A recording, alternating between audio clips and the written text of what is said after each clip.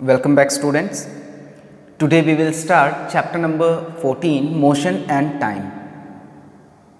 And before starting this chapter, I want to tell you about something that we had discussed, we had learned in class 6.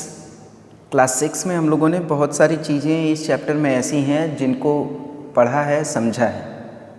So first of all, we will go through that. Understand? Now, as you all know that measurement बेटा एक ऐसी चीज़ है जिसकी requirement, जिसकी ज़रूरत हमको अपनी life में हर जगह पड़ती रहती है. ठीक है. फॉर एग्ज़ाम्पल, अगर मेज़रमेंट की बात करें तो आप यदि सब्जी लेने के लिए जाते हैं, क्लॉथ लेने के लिए जाते हैं, और जो स्कूल में हम लोग पढ़ रहे हैं तो उसमें आप लोग देखते होंगे कि एक पीरियड फिक्स होता है for each and every subject. तो ये सब कैसे होता है बेटा? ये सब मेज़रमेंट के थ्रू ही होता है. हम लोग मेज़र करके ही करते हैं. एंड आप सोच सकते हैं कि अगर मेज़रमेंट नहीं होता तो क्या होता. Clear?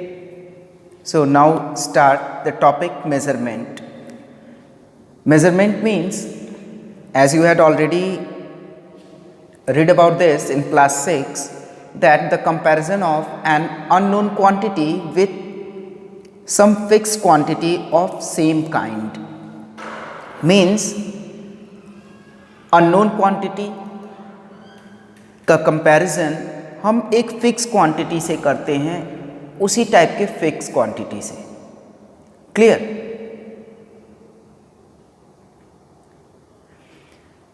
And also we had discussed about some quantities that are being measured, that can be measured. कुछ ऐसी क्वांटिटीज जिनको हम मेजर कर सकते हैं, we call them as physical quantities. हम उनको क्या बोलते हैं? फिजिकल क्वांटिटीज बोलते हैं. For example, length, time, mass, temperature, etcetera. Clear? Now see बेटा, पहले होता क्या था? पहले के समय में, यानी लॉन्ग टाइम अगो,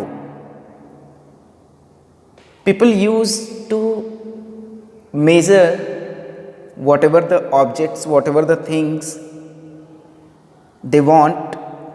जो कुछ भी उनकी रिक्वायरमेंट होती थी वो उनको अपनी मर्जी से मेजर कर लेते थे. सबका अपना अलग अलग एक सिस्टम बना हुआ था. And they use hand spans, cubit, foot step, these units for measurements. But बेटा ये जो यूनिट्स थी, दीज आर अनरिलायबल. ये क्या थी? ये अनरिलायबल थी. क्यों अनरिलायबल थी? Because it varies from person to person. क्योंकि भाई ये देखो, हैंड स्पैन की बात करें तो सपोज देखो, अब हैंड स्पैन किसी का छोटा हुआ, किसी का बड़ा हुआ, तो ये क्या होगा? ये वेरी तो कर ही जाएगा person to person.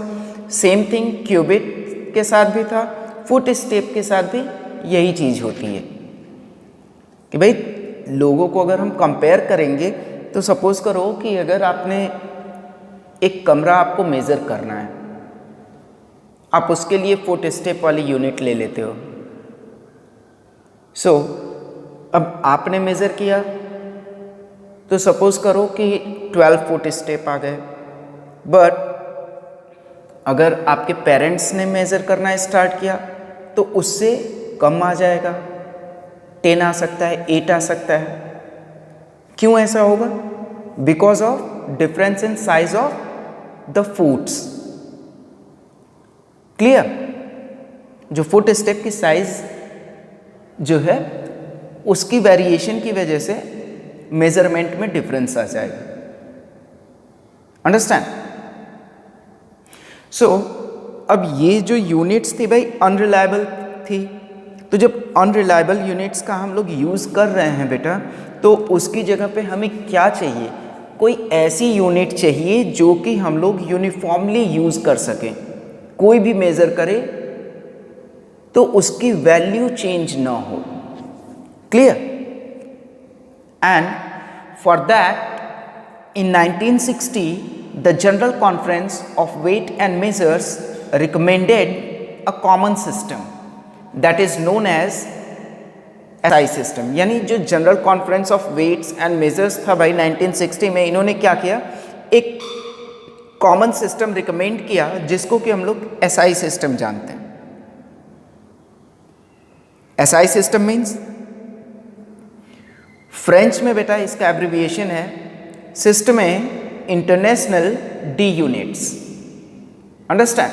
And some standard units I am going to tell you are meter, that is SI unit of length, and we can represent it as small m. Kilogram, SI unit of mass, represented as kg. Second, SI unit of time, we use small s to represent second. And Kelvin, SI unit of temperature. Mostly Kelvin temperature जो होता है बेटा, ये जो Kelvin scale है, it is used in scientific works. Clear? But commonly we use Celsius scale. ज़्यादातर हम लोग क्या यूज करते हैं, सेल्सियस स्केल यूज करते हैं, and it is being represented as degree Celsius, और we also call it as degree centigrade. Understand? अब ये क्या बेटा, ये जो सिस्टम हम लोग यूज कर रहे हैं, it is known as MKS system, metre kilogram second. Other than this, some systems are also with us that we are using nowadays, and that is FPS system and CGS system. FPS and CGS, these two systems are also being used by us nowadays. FPS means foot, pound, second, and CGS means centimeter, gram, second. Understand? So अब ये तो था हमारा भाई measurement के बारे में, और किस तरह से या किस रिक्वायरमेंट के अकॉर्डिंग हम लोगों ने ये SI सिस्टम को अडॉप्ट कर लिया. Clear? But our next topic is measurement of time. हम लोग स्टार्ट करेंगे मेजरमेंट ऑफ टाइम से, कि किस तरह से हम लोग टाइम को पहले मेजर करते थे, और आज तो आप सभी लोग जानते हैं किस अकॉर्डिंग हम लोग मेजर करते हैं. बट ये जानना जरूरी है कि पहले हम लोगों के पास कौन कौन से सिस्टम्स थे for measuring time. As you all know that SI unit is second. Time का जो स्टैंडर्ड यूनिट है भाई, ये क्या है, सेकेंड है. एंड एक चीज मैं आपको बता दूं कि कोई भी ऐसी चीज जो कि रेगुलर इंटरवल्स पे हो रही है, तो उसकी हेल्प से हम टाइम को मेजर कर सकते हैं. We can say that anything that occurs और appears at regular intervals can help us to measure time. Understand? Now I am going to show you some commonly used units of time with help of a table. All of you will go through it. Understand?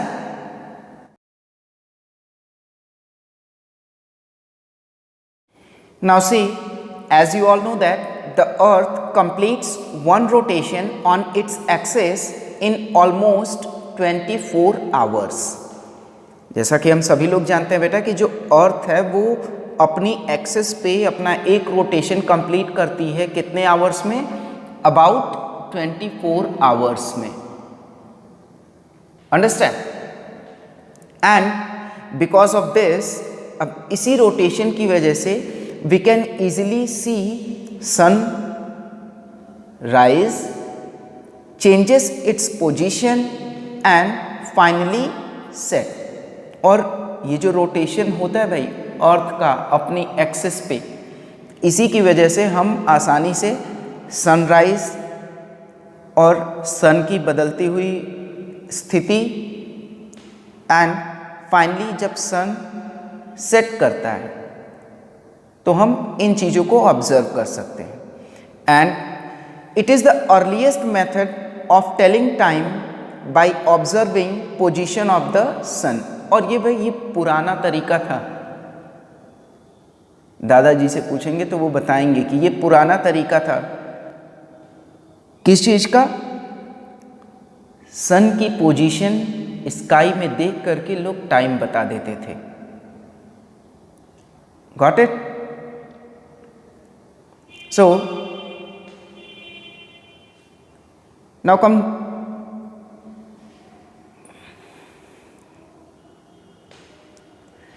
क्या बताते थे?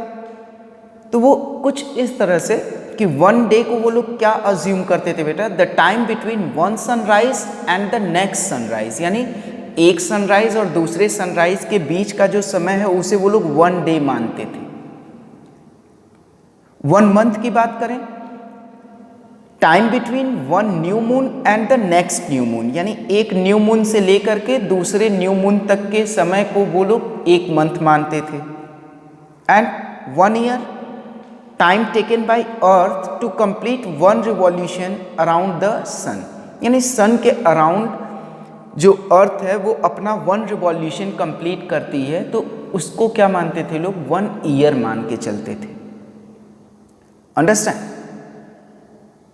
And apart from this some other methods that is being adopted in few decades ago, we will discuss about that, and one of them is sand clock। उनमें से एक क्या है बेटा? उनमें से एक है sand clock। क्लियर? तो sand clock it was used by Romans। इसका यूज कौन करते थे? रोमन्स करते थे। and it worked on the principle that sand falls from upper chamber to lower chamber in fixed time duration। Romans ने इसका use किया था भाई पहले, और ये किस प्रिंसिपल पे वर्क करता था? तो इसमें ये प्रिंसिपल था कि दो चैम्बर्स थे, तो अपर चैम्बर में से लोअर चैम्बर में सैंड जो थी वो गिरती थी इन फिक्स टाइम ड्यूरेशन। उसका टाइम क्या था? फिक्स था। तो उसी के अकॉर्डिंग ये लोग क्या करते थे? रोमन्स टाइम मेजर करते थे। I am giving you the diagram of a sand clock so that you can easily understand about that.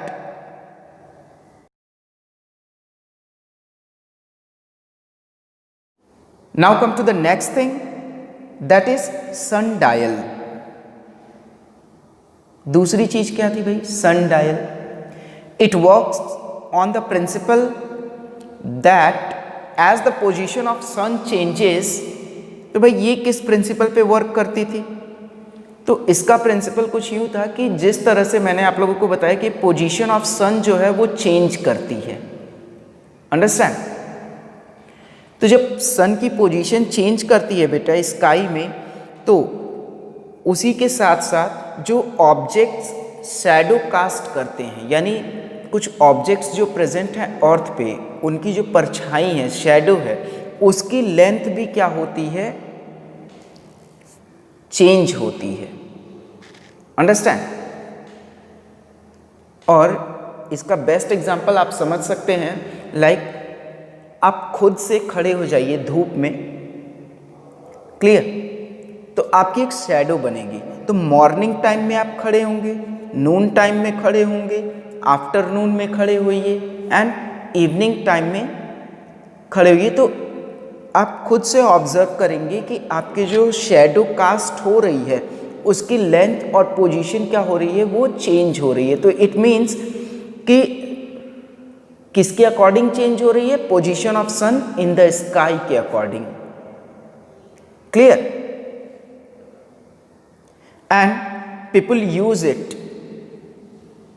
Use what? Use sun dial for telling the time.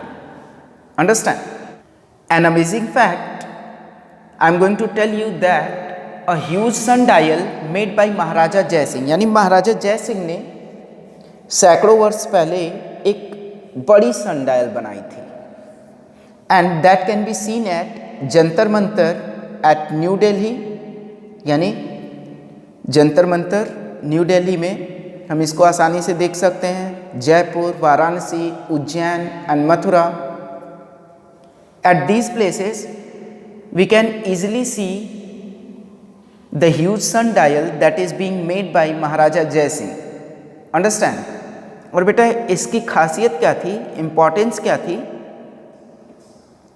कि it can measure the time up to an accuracy of 2 second, यानी ये 2 second की accuracy के साथ time को major करती थी ये सनडायल. बट इसके साथ एक डिसएडवांटेज भी है.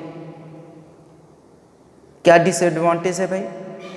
डिसएडवांटेज ये है कि it doesn't work at night. Night time में भाई ये वर्क नहीं करेगी. क्यों वर्क नहीं करेगी आप लोग जान सकते हैं इस चीज़ को. क्यों वर्क नहीं करेगी? बिकॉज नाइट टाइम में सनलाइट तो अवेलेबल नहीं होगी. Got it? So this is all about this class,